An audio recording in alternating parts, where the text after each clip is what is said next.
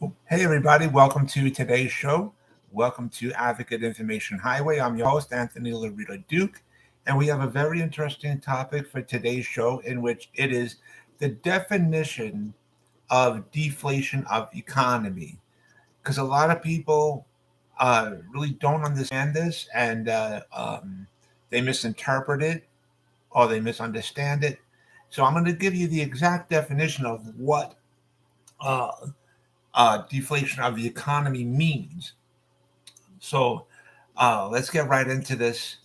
Deflation of the economy means that um, prices for pretty much everything are going to go down, okay? And it's going to be a buyer's market. Like right now, things are considered to be like a seller's market, okay? But pretty soon, like towards the end of this year or until like the first quarter of next year, it's going to be the reverse. It's going to be a buyer's market and not a seller's market. And what do I mean by that is when the deflation of the economy happens, people are going to be, prices for pretty much everything are going to go down. And um, people are going to start to be buying a whole lot of things. Okay. And um, so basically, that's what deflation of the economy means. All right, because a lot of people misinterpret it. They think like, oh, the economy is going to go bust or whatever. No, it's not. What deflation of the economy means is prices for goods and services are going to go drastically down. Now, that's expected to happen like towards the end of this year or into like the beginning of next year. And so um, that's what deflation of the economy means.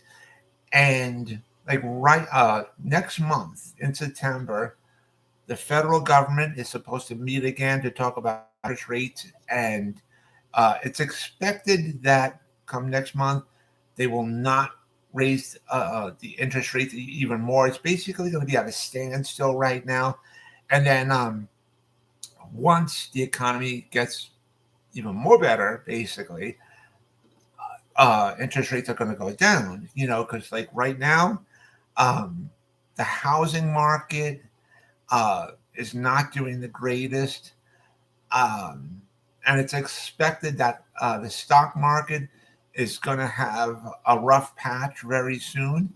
So, with that being said, and to really help things out, we're going to have a deflation of the economy, meaning that prices are going to go down and stuff like that. Prices for stocks are going to go down. Um, Prices for houses are going to go down, and so that way it'll be a buyer's market instead of a seller's market. So, but that's why we're like right now, investors are selling their stocks at the higher price right now. People are selling their houses, you know, right now, and um, come like the end of this year or into the beginning of next year, it's going to be a buyer's market and not a seller's market. Um, Prices for houses are going to be down and stuff like that. So more people will be buying houses. You know, um, will sellers take a hit? Yeah, yeah. You know, but here's what people really need to understand. Like when it comes to the stock market is called gambling. Okay, you can win or lose. Okay, so it's gambling, plain and simple. Okay, so now that's why investors are right now selling their stocks, and they're selling at a higher price right now, and people are selling their houses.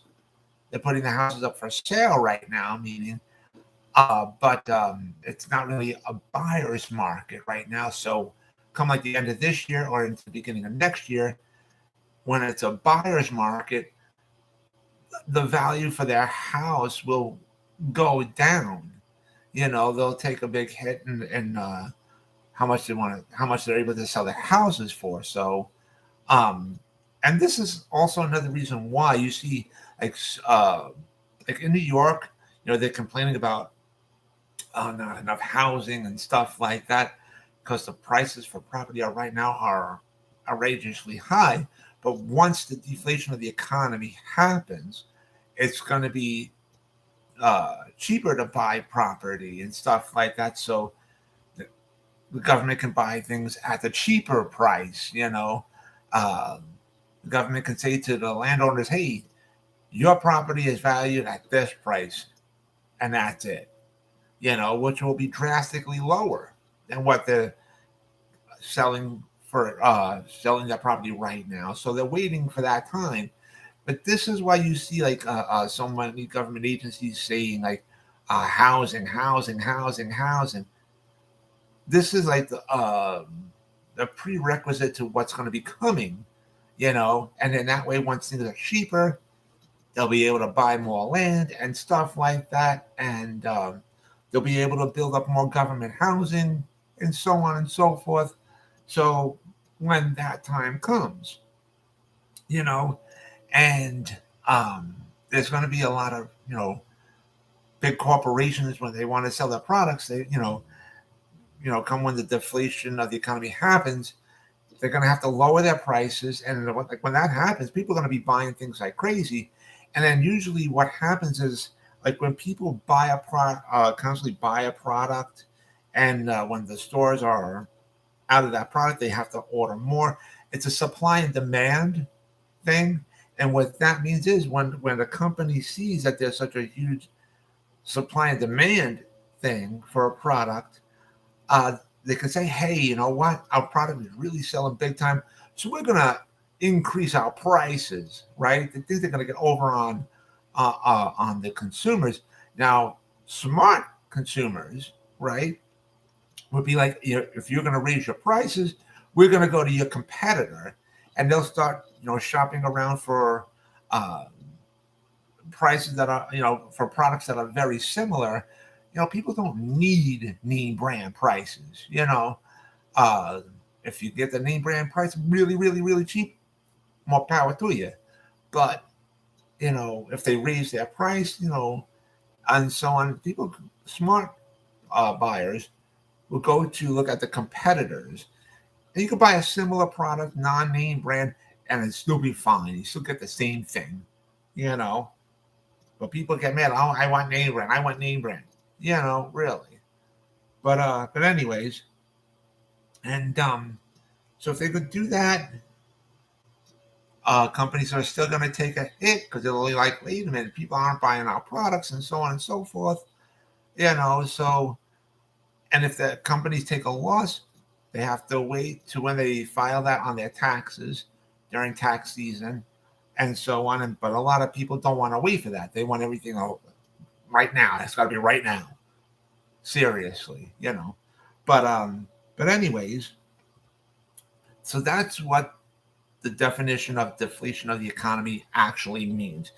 You're going to hear some idiot out there that'll say, oh my God, the economy's going to go crashing down. We're going to die. No. Deflation of the economy means is that prices for goods and services will go down drastically. Okay? And which it'll be a buyer's market and not a seller's market. Right now, things are considered to be like a seller's market and not a buyer's market. Okay? So people have to understand that difference. So when the deflation of the economy happens, prices for goods and services will go down drastically. And you'll see a lot of people buying things and stuff. So prices for stocks will go down. Prices for houses will go down. So that will be good for the economy in a big way for the consumers. Anyways, I wanted to remind all my fans out there about the business that my husband and I have together called AWLDNY. The link to there is awldny.com. You guys could check out all the items on there. And I also wanted to remind all my fans out there about my other business, my other website that I have called Advocate Information Highway. The link to there is AIHNY.com. Again, that is AIHNY.com. And you guys could check out all the pages on there. And so with that, take care, everybody. Bye.